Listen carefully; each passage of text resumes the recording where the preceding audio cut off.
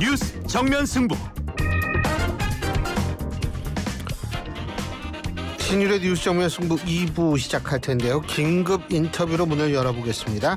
자, 지금 현재 한국항공대학교 김인규 비행교육원장 전화 연결돼 있습니다. 원장님 나와 계시죠? 네, 안녕하십니까. 김인규입니다. 예. 이거 지금 제가 아까 우연히 어떤 방송을 봤는데 어떤 전문가께서는 뭐 이게 처음에 랜딩 기어가 좀 내려왔었는데 나중에 이게 또 안 내려온 모양이다 뭐 이런 얘기를 하는데 구체적으로 지금 원장님께서 어떻게 판단하고 계십니까? 저는 사실은 그게 되게 궁금한 부분인데요. 저희가 지금 떠도는 영상 보면은 예. 비행기가 이제 상승하면서 뭐 조류 충돌과 비슷한 화염이 나오는 그런 그림을 많이 보여주지 않습니까? 예.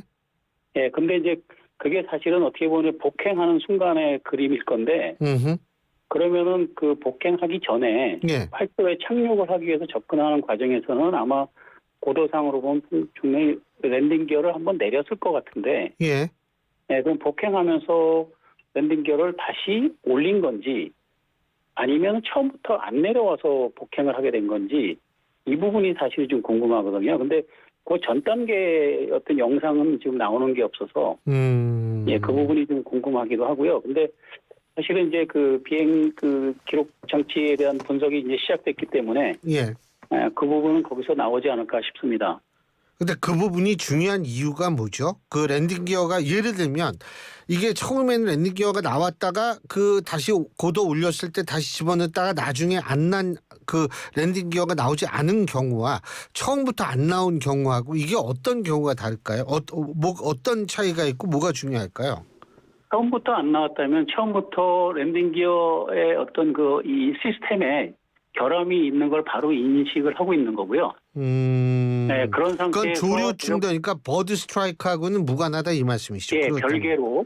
네, 그래서 그 상황에서 비상이라고 판단하고 고라운드를 했는데 예. 그 와중에 조류 충돌을 했을 수도 있고요.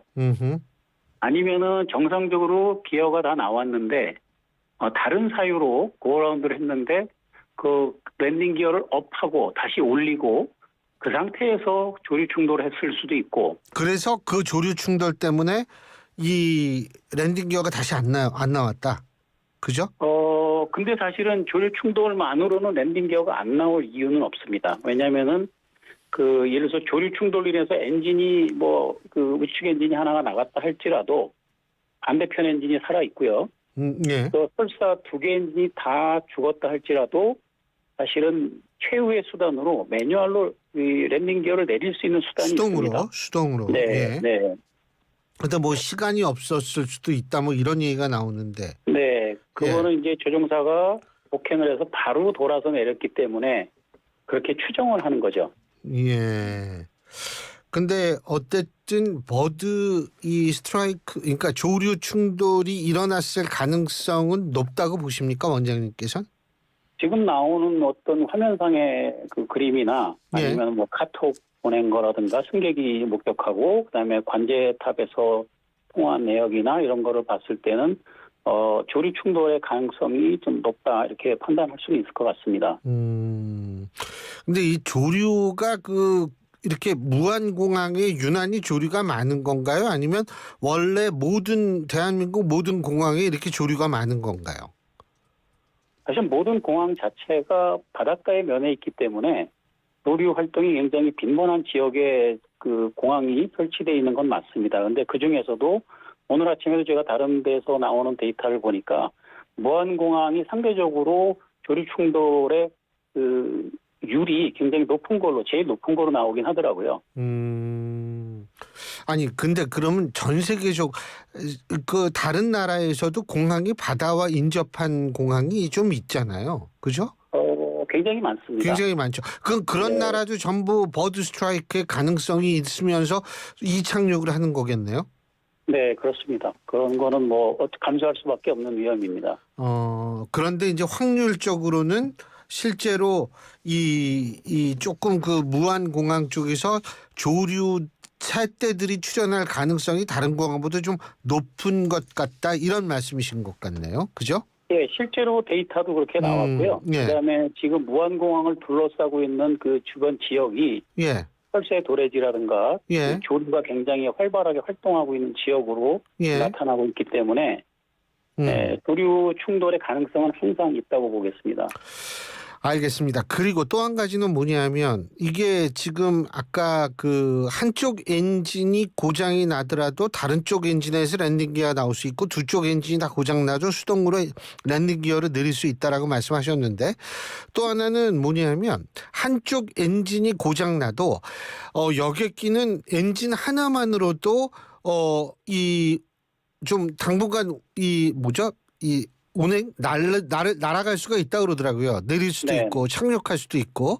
네. 근데 그러면은 이번 같은 경우는 이게 뭐예요?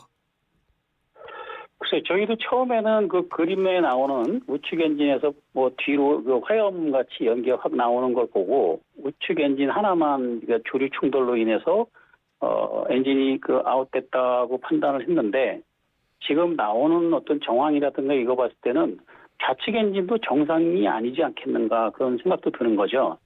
그거는 이제 만약에 지금 말씀하신 것처럼 우측 엔진이 죽었어도 좌측 엔진이 살아있다면 뭐 장거리 비행은 안 되더라도 지금처럼 그렇죠. 이렇게 그 국지에서 비행하는 이런 거는 충분히 한 엔진만으로 가능하거든요. 전혀 문제 없이. 예.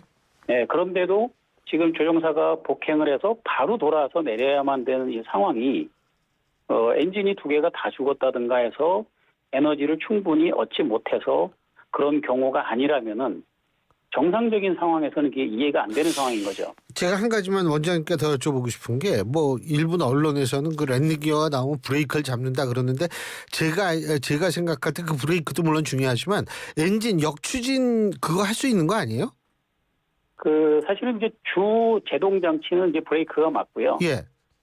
엔진 역추력 장치는 사실 보조 수단입니다. 예. 예, 근데 이제 지금처럼 랜딩 기어가 안 나왔을 때, 그럴 때는 사실은 저희가 동체 착륙을 해야 되는데, 예. 그럴 때는 원칙적으로는 엔진 역추력 장치 사용을 권하지는 않습니다. 아, 그래요?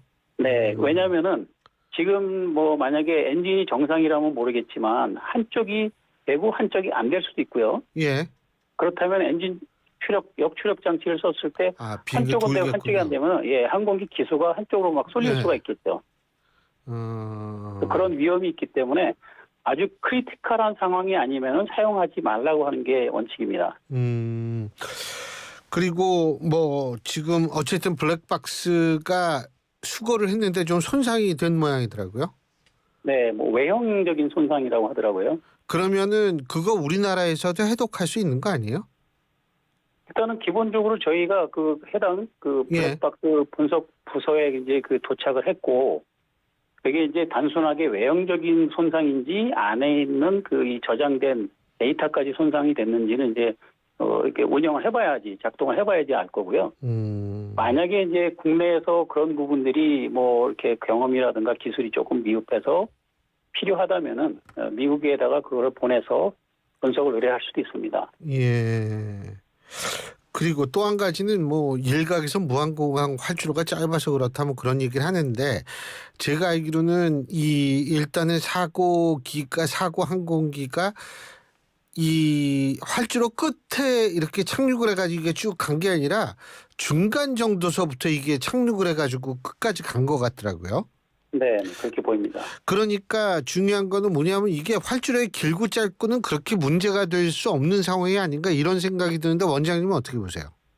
네, 보통 만약에 이런 상황을 미리 알았다면은 네. 보통 일반적인 조종사라면은 미리부터 속도를 줄이려고 노력을 했을 거고요. 그리고 가능한 항공기가 그 활주로에 제일 근접한 부분에 접지가 될 수 있도록 계획을 할 겁니다. 그래서 남은 잔여 활주로를 최대한 쓸 수 있게. 근데 이번에 그 동영상을 보면은 항공기가 쉽게 가라앉지 않고 계속 쭉 밀려서 나오는 게 보이거든요. 예. 그래서 그거로 봤을 때는 아마 항공기 속도를 충분히 줄이지 못했기 때문에 항공기에 아직 에너지가 남아 있어서 바로 가라앉지 않고 계속 진행을 해서 활주로의 중간 정도에 접지가 되지 않았을까 싶습니다. 자, 원장님께서 보실 때 이 사고 규명에 있어서 가장 초점을 맞춰야 되는 부분은 뭐라고 보십니까? 일단은 뭐 그 규명은 사실은 뭐 관련 부서에서 하는 거니까 제가 뭐 이렇게 뭐 얘기하기는 그렇지만 사실은 그 조종사가 왜 그러한 조작을 해야만 했는가가 사실은 제일 이해가 안 되는 부분이기도 하고 그 부분에 대한 규명이 일단은 제일 먼저 이루어져야 될 것 같습니다. 예. 근데 그것이 규명이 될 수가 있나요? 그러니까 어떤 그 소리 담긴 블랙박스나 그냥 블랙박스 분석하면 그게 되나요? 일단은 그 칵핏의 조종실의 그 음성 기록 장치에는 예. 조종사들이 그 조종실에서 대화했던 거라든가 절차 수행했던 거, 그다음에 각종 그 여러 가지 시그널이라든가 이게 그 소리가 나오는 것까지 다 녹음이 됩니다. 그렇기 때문에 그런 것들을 다 갖다 놓고 분석을 하면은 이 사람들이 어떤 상황이었구나 아니면은 어떤 절차를 수행했구나 하는 것들을 어느 정도 알 수가 있죠. 그리고 뭐 이 동일 기종에서 또 랜딩 기어 이상 때문에 회항이 됐다. 뭐 이런 기사도 나왔던데 이거는 기종에 관한 문제일까요? 뭐에 관한 문제일까요? 어떻게 보십니까? 네, 뭐 그거를 뭐 단적으로 얘기하기는 좀 어려운데요. 예, 그래서 뭐 이 기종이 특별히 랜딩 기어 시스템이 취약하다 이렇게 얘기하기에는 조금 아직은 좀 섣부른 것 같고요.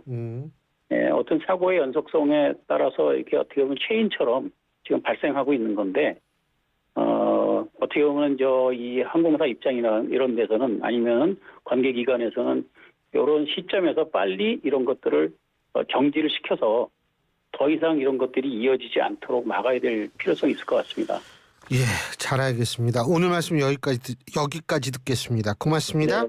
예, 감사합니다. 예, 지금까지 한국항공대학교 김인규 비행교육원장이었습니다.